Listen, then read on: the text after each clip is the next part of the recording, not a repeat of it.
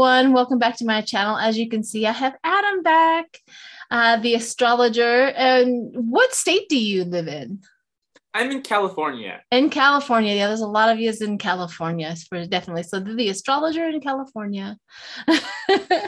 As you know, he has his own YouTube channel, which is Adam's Stargazing Astrology, not Stargazer, as I put, but it's Stargazing Astrology. So if you want to go check him out on his channel, he has a lot of great and wonderful stuff on there. But today we're going to concentrate on three things. We're going to concentrate on the full new moon eclipse. Is that correct?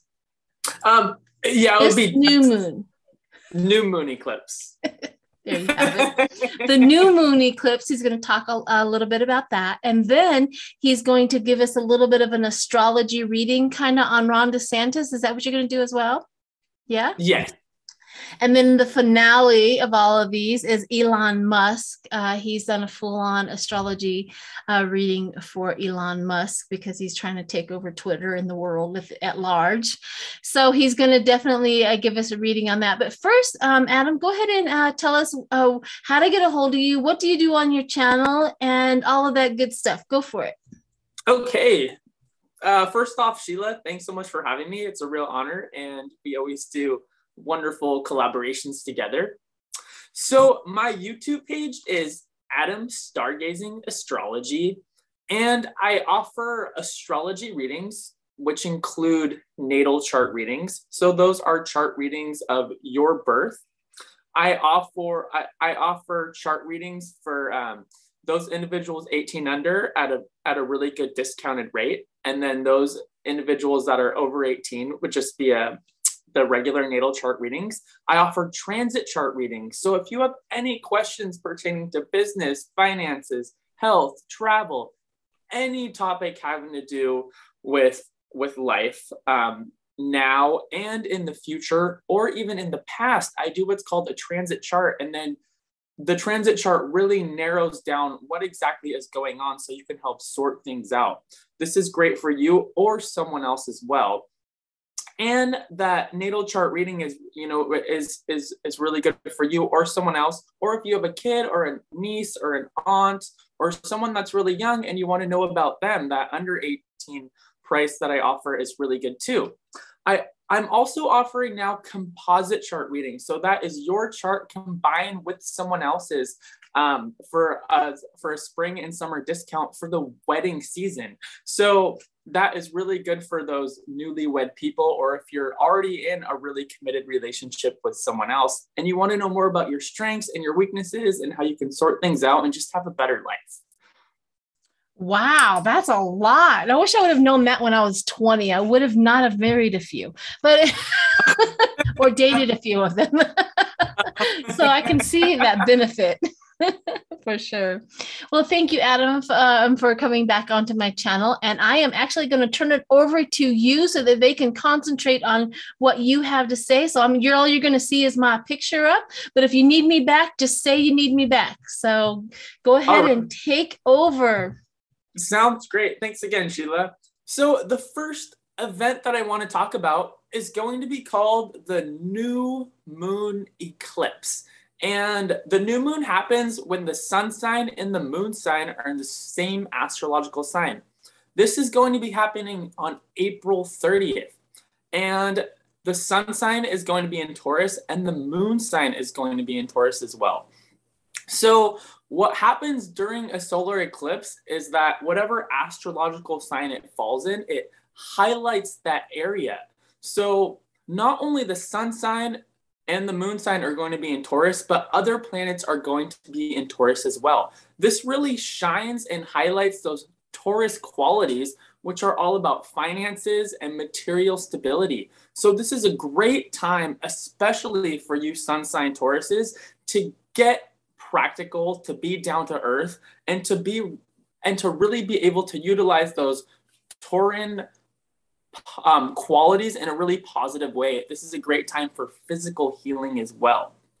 This is a time for people to be grounded and practical and set really realistic goals because all of that solar energy is shining on Taurus. what happens during a new moon too is the energetic frequencies get heightened.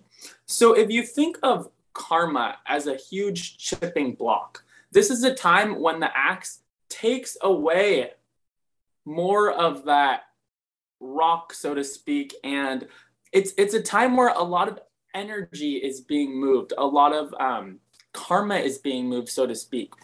And what we see opposite of all that light shining on Taurus, we always see the opposing side, which would be Scorpio. So that being said, those Scorpio qualities, you know, are really about other people's resources and other people's finances.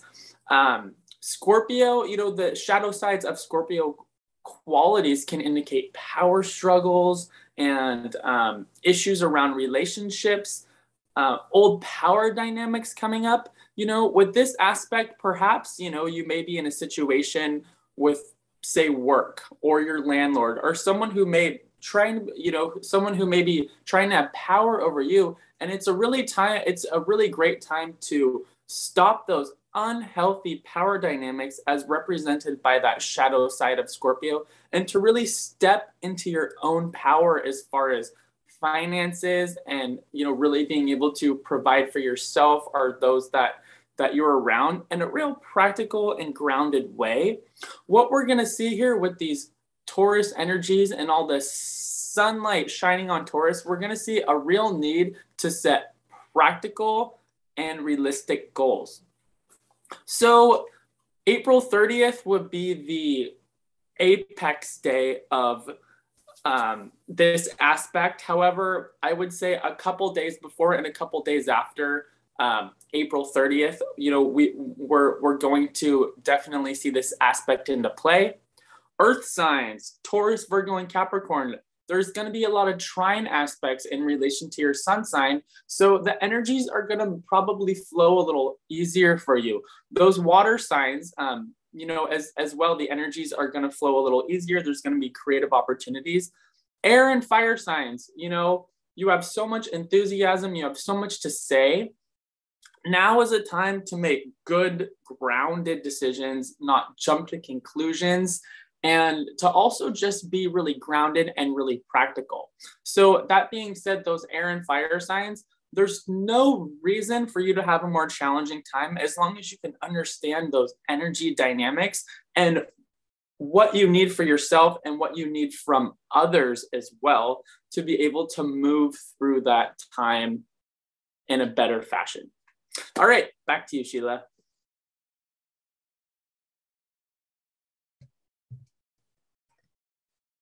Hi.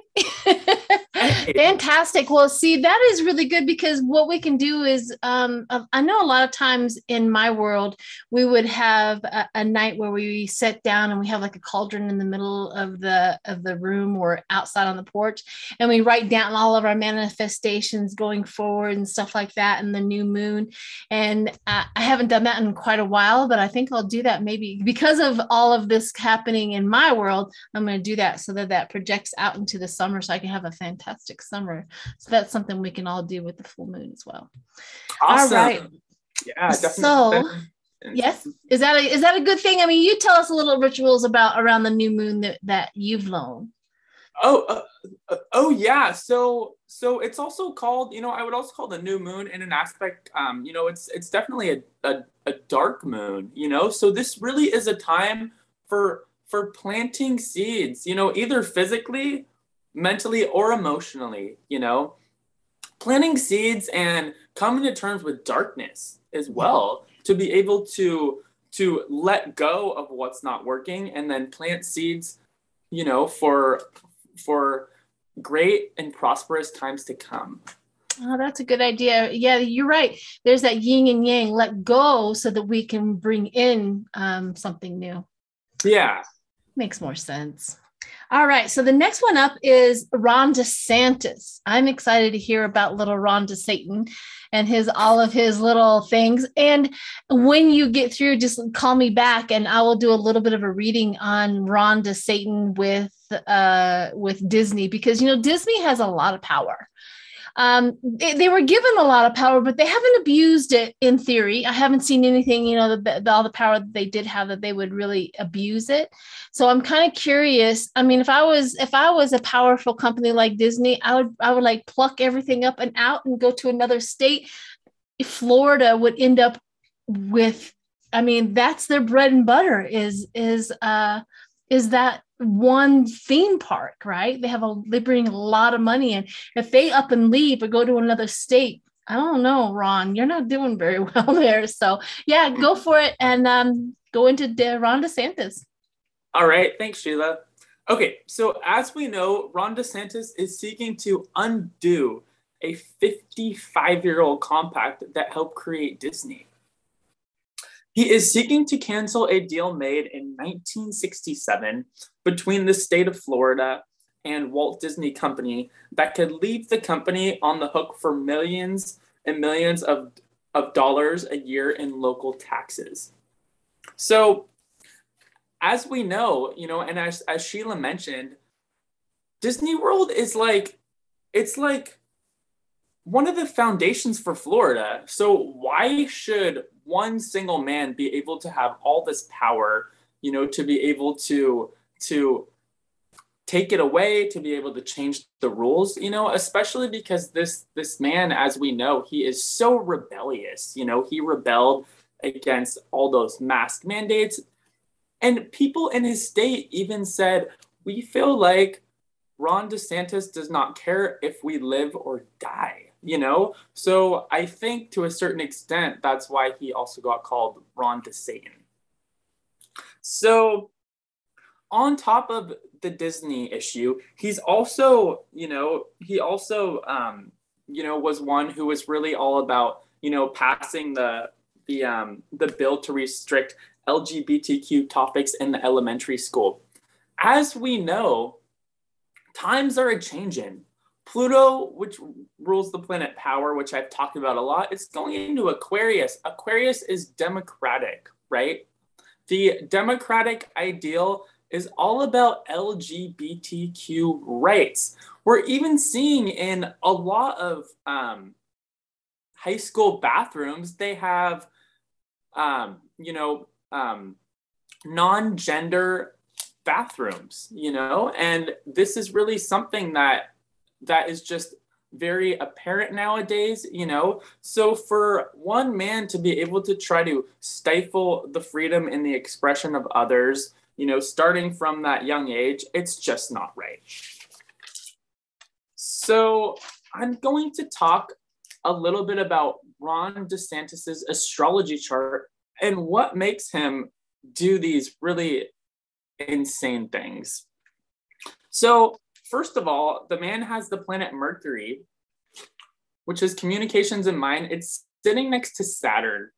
Saturn likes to block things. Saturn likes to repress things. And Saturn is really all about the status quo and holding up those traditional structures. So what we have here is we have someone who is ultra conservative.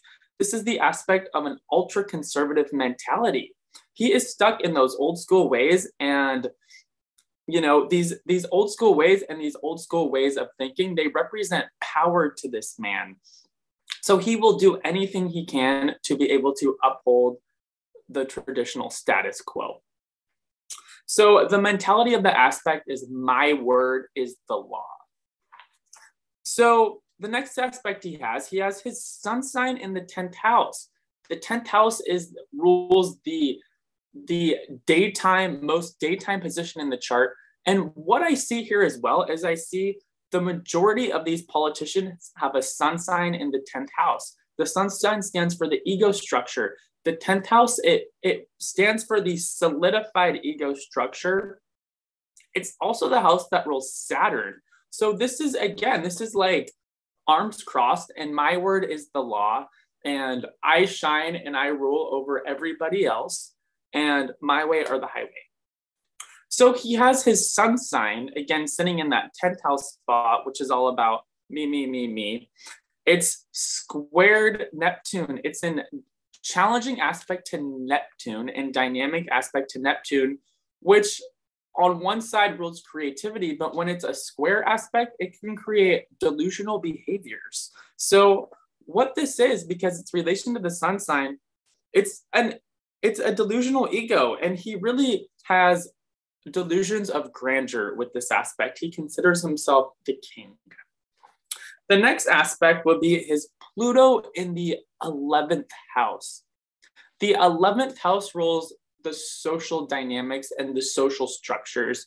It has a lot to do with group and community. He has his Pluto there, and Pluto represents power. This is the strong need and desire to have power in community. The next aspect he has in his natal chart is he has the planet Mars, which is his energy. It's in dynamic aspect to Jupiter, which is all about expansion. This is the aspect of someone who overestimates their capabilities. And the last aspect I'm going to talk about, he has his sun sign, which is his ego structure. It's sitting right next to his north node, which is his karmic direction. This is the aspect of someone who karmically has special privileges. However, because it's in the 10th house, and because we know how Ron DeSantis is, this is the aspect of someone who has a superiority complex. Back to you, Sheila. Totally agree. Ron DeSantis has that exactly. He is fearless in his actions. He has no boundaries. He knows that he, for some reason, can get away with anything and everything that he does. And that's always boggled my mind. Nobody's holding him accountable. Nobody. And I'm not even sure if he, if they vote him back in, it's going to get 10 times worse. It's like Florida is really going to, I really think that they're trying to separate Florida from the United States, where they become their own state. And to be honest with you, with Disney being in the state, they really need to get rid of them, because they can't have people coming in and out of their state with that big thing. So as I'm doing readings on this, it's really going to hurt. It's really going to hurt. Why can't I think of the name of it right now? Why does it always leave me? Oh, Disney World. Yes. I was just saying it. Gosh. And Florida and their economic. In Florida, yeah. So what he has is he has the Ace of Cups. Ron DeSantis has the power to do what they have. This was a gentleman's agreement kind of a thing when they got this all done, that they could do that. And then the courts, and then we have the Knight of Swords, which represents DeSantis and all that. And ironically, the money, I mean, they're together. Some reason they're all tied up together, and the delusion that that's going to work, it's like something's really going to happen pretty bad to both of them, actually. To Ron DeSantis, it's not going to work. It's going to financially kick him in the butt. But something is with Disney. They lose some sort of power. They lose some sort of thing, and they really kind of crash down, because that's the feeling I have. There's something that's going to happen with Disney as well. So we're going to keep a thing on it. They do not want to lose their governing position in what they do, because if they lose that, then the state can then govern everything that happens in their park. And there we go. So Ron, after that, Ron is what kills it is then Ron DeSantis can make sure that Disney World never allows anything transgender or anything in the state. That's kind of the feeling of it. That's the reason why Disney it will fall from grace, that with that power. And that's what Ron DeSantis is going for, is to be able to rule Disney World as well. Oh my gosh. And Sheila, you talk about all of these LGBTQ rights, and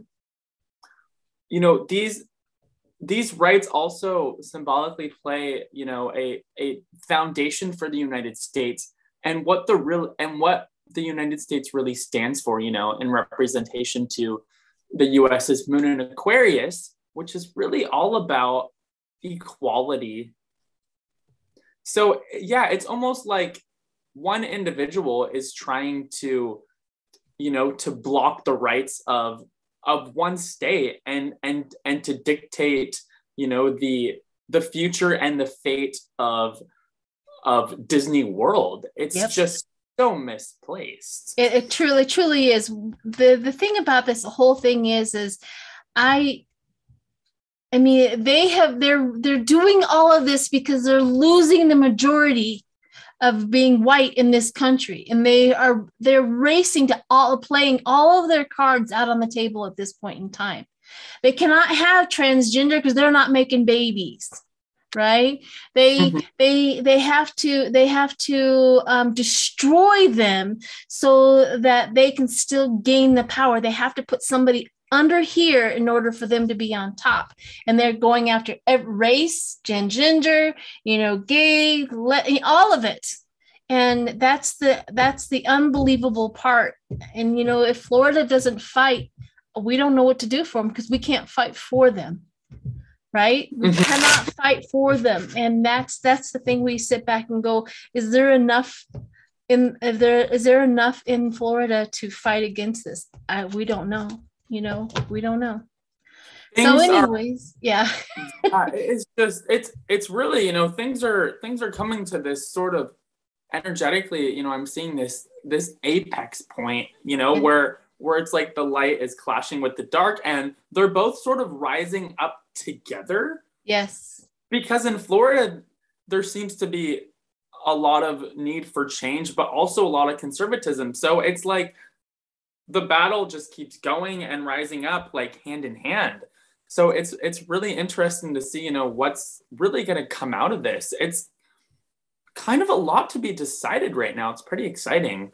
Well, here's one thing energetically, and it too. The battle at the end, we all lose. They lose, we lose if we continue on. And that's the thing about that with Florida. It's the poverty and the loss. It's not nobody at the end of the day, nobody's going to win at the end of the day, because of how it all acts. Like we have people apathy, they're just ignoring stuff, but while they're trying to have power, but at the end of the day, it's going to be terrible for both sides. Okay. So it's like an explosion, like the phoenix. It has to destroy itself in order to rebuild. And where we're at, we're like, we hope that it rebuilds the right way, into the light. That's the only way that it can really do. But anyhow, let's move on. What we have next is the Elon Musk. He was doing really well with Ukraine, where he was putting all of the satellite things over Ukraine, so no internet was lost, so they can still keep in touch and things like that. So we were thinking, oh, maybe he's doing a little better in who he is, but then he wants to go after Twitter. And according to the Republican side, they're thinking that if he gets a hold of Twitter and he gets control over it, they're going to put Trump back on blast. So that's what the Republicans are really supporting Elon Musk on that factor. So I would love to hear. I'm excited to hear what his astrology chart says. So you go for it. Okay, yeah. As we know, Elon Musk is a bit of a wild card, so to speak. And I almost sort of see him as this rich, powerful man who in a lot of ways is kind of like a child. He has so much power and so much money. As of now, he's the richest man in the world. So he sort of plays with buying and selling businesses just as something to do. There's this aspect of him that's sort of like a Peter Pan. He sort of floats here and floats there and buys this and sells this. And it's almost like in some ways there's this lack of seriousness with him that kind of filters through in relation to him just kind of like thinking everything's a game, There's freedom to that, but at the same time too, he doesn't realize the influence he has over everyone. I sort of see this man as an energetic placeholder between the old world and the new. And the reason why I say that is because he isn't really traditional in the sense of like Ron DeSantis and a lot of these individuals who consider themselves democratic, you know, but are still very much in the realm of the old school. He's also not completely futuristic because he does have a lot of those self-centered qualities, you know, that are very apparent within him. He's kind of in the middle. So as we know, Elon Musk, he wants to buy Twitter. So he wants people to be able to speak more freely on that Twitter platform if he bought it. So he would want to decentralize Twitter so that users can gain more control over their social media feeds, promoting more free speech. So at this point, he is scrambling backers for his Twitter takeover. And, you know, he's kind of not really doing so well. He's definitely butting a lot of heads. I feel like people sort of see Elon Musk as this incredibly powerful man, but they're not quite sure if he really makes a lot of sense in a lot of ways. So let's look a little bit about his astrological chart and what astrological energies make him his individual unique self. So the first quality that he has is he has his North Node, which is in Aquarius, which is all about freedom of speech. And again, the North Node is your evolutionary direction. It's sitting next to Mars in Aquarius. So a North Node in Mars has a fighting democratic spirit. However, because the Mars energy is so yang, it's all about just getting everything out, thus wanting freedom of speech on these Twitter platforms. So if anything, with this North Node conjunct Mars, this could create a lot of havoc and a lot of chaos if you just have that Mars energy. He basically wants to turn Twitter and some of these platforms just into a big protest. Don't get me wrong, protests are wonderful and protests are great and they are much needed. However, there is a time and a place for a protest. And with that North Node conjunct Mars in Aquarius, if it were up to him, it would just be one big protest 24/7. People would just be spitting everything out 24/7, no filters. And that is not really conducive to forward movement and forward growth. It would basically turn Twitter into a political battlefield. That's not really what we're needing. Structure and organization can help us move through things better. So the next aspect he has is he has his sun sign. It's in the first house. So the first house in the astrological chart, it's a fire house and it rules the astrological sign of Aries. Aries is all about independence. And it really is related to growth of oneself and growth of one's personal needs. And that being said, having the sun sign there, which is the ego structure, it makes him a little bit self-centered, you know, and it makes him think about, very much about himself being first. This is the aspect of my needs, what I need for myself. I'm going to think of me first and then think of others. So his sun sign is squaring, which is intense aspect to the midheaven. And the midheaven stands for the career. His midheaven is in Aries. So what we have here is this is a very strong, fiery, Aryan type of aspect. This is someone with a strong fighting spirit and the energy to tackle obstacles. So he's also really independent and a real pioneer with this aspect. However, Aries is the first sign in the zodiac. The energy tends to kind of fizzle out. So what we're seeing with this aspect is we're seeing a strong pioneering aspect. We're seeing someone who's daring and a go-getter, but the inability to be able to really sustain for long periods of time. The next aspect we see is he has his Venus in the 12th house, and Venus stands for relationships. The 12th house is really about sorrow, it's about isolation, and it's about self-undoing.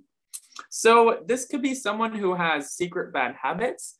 Perhaps he in the past, had an alcohol problem, maybe a drug problem to a certain extent. This could also be underlying problems of self-worth, because Venus is all about value. The 12th house is all about, undoing and extraction. This could also be a really turbulent personal life. I know he's been divorced 3 times. And, this Venus in the 12th house, it gives a sense of loneliness and isolation, right? So because he has this, this aspect, he's needing to make up for it by this overpronounced ego and by all those Martian qualities, So it's this real imbalance we find with him. So the next aspect he has is that sun sign again, which is the ego structure. It's in tense or square aspect to Uranus. And Uranus is all about breaking up the status quo. This makes someone extremely individualistic and extremely rebellious. This also creates flashes of incredible insight. As we know, Elon Musk is not by means all bad. This guy has a very progressive side, this very futuristic streak. His life path number is 7, and 7 is like the visionary and the mystic, so he definitely has those visionary qualities. He has the planet Mercury, which is mind and communications. It's in square or tense aspect to Uranus. Again, that Uranian energy, which is all about going against the grain. This makes a real independent thinker. And again, that rebellious nature. So yeah, not only is his North Node in Aquarius conjunct Mars, it's sitting in the 8th house. So that being said, this man is, he's so rich, but he is extremely reliant upon other people and joint resources from other platforms and other businesses and corporations. He's very reliant upon these people to make his business decisions. So a North Node in the 8th house, that can indicate intense and deep power struggles, relating to things like finances. We know now, that there have been, lawsuits, and there's still a big lawsuit, with him around, racism, a lot of that's 8th house stuff, in relation to his power struggles. So energetically, this man is not clean by any means. He's got a lot of residual karma he's working through.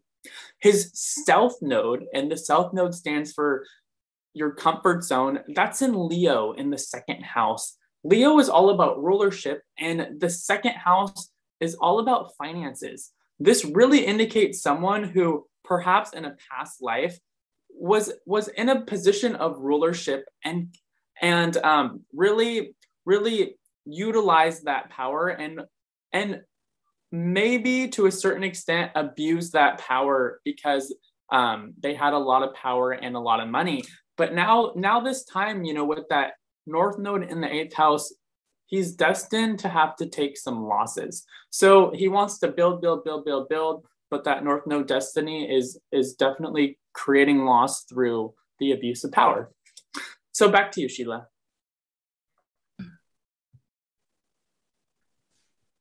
Yeah, I agree with you. He definitely has both things. And it always confuses me when somebody has a life past 7, but when they start using and abusing it, it's almost like I kind of freak out a little inside. I'm like, he has a lot of power on his side, and that's terrible that he's using it for the bad. And it kind of makes me take my breath away. But we also know once you start using something, especially if you are a light worker and you start using it for the bad, things don't work out so well for them. So what comes around goes around is definitely something they have to pay attention to. Yeah. And anyways, well, is there anything else that you would like to add? This has been great. I love learning about all of this stuff. Yeah, I mean, would you want to do just a quick tarot read and sure, just to kind of see where Elon Musk is at? Yes, let's do that. And he's kind of at a sort of a make or break point here in relation to, several topics, including a lawsuit and, wanting to take over a social media platform, which is huge. Well, we have public recognition. His ego shows up right off the bat. Public recognition, progress, good news, achievements. But his constant effort for success is also playing a big part about that, but it also hinders him. So it represents a victory of public recognition, but what is his problem is that constant wanting success. And I think that has fallen short for him in any of his aspects in life. He also has the High Priestess. The High Priestess has a lot of like mysteries, life mysteries, his subconscious. He really has a little bit of wisdom inside of him that we would think that, any of us would have inside. He has what is it called? Like emotional intelligence on his side for some. That's what they say. And then the sun, he shines bright, right? He shines bright. He has to be that bright, bright, bright person. Coming into this fast movement, he didn't get his wealth fast. He moved really quick in this world to gain his success. And he's a solitude type of person. This is going forward. It's almost like he's in the limelight and he doesn't like it so much. And then he has to go back into the hermit stage or, things like that. He may be that one introvert that's out there right now, but he doesn't like it. And, he has that problem with that. Kind of seems. He also, this is always my Mar-a-Lago. This is the Republican Party. He's definitely on the side of the Republican Party, and they're hoping that he works for them on that aspect. But he also works for himself. He's an abundance for himself. He has that selfish and self-centeredness that he's almost like, well, you guys like me, but he'll betray them. You know what I mean? In the end, he will always choose him. He will always choose his money. He will always choose his own path. So whether he's enjoying the fact, and then here's this card where he'll move away from the Republican Party because, it doesn't fall into what he really, really wants out of that. Mm-hmm. And he's going to, this is really weird. The star is going to become calm after all of this is over with. What's up with that? Well, I find it so interesting you picked the star card because the star is Aquarius and that's his north node. And the direction of your north node, it's probably one of the most fated. True that. And then in Aquarius, they're like far, far, far, far, far away from, all of us, really. And so that's the reason why the hermit is like, he wants to go back onto his planet and leave everybody else, have everybody leave him alone, So that makes a lot of sense because we also have, the loss. He doesn't gain what he really, really wanted. He wants to be the emperor, but he doesn't get what he really, really wanted, meaning that probably the Twitter, the recognition, probably the social platform, it doesn't work out. It doesn't work out to what he wants it to work out.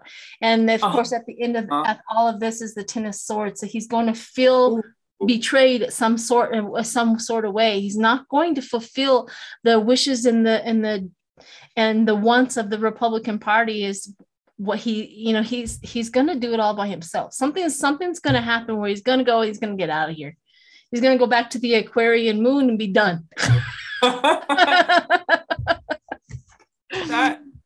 Wow, what you said is so interesting because all that emperor stuff, he is stuck. That man he's very much stuck in his south node and he's trying to leverage all of that Leo energy, but it just doesn't work. It will never work because your south node you move out of. So it's really become his ego stumbling block. That's really what we're seeing here.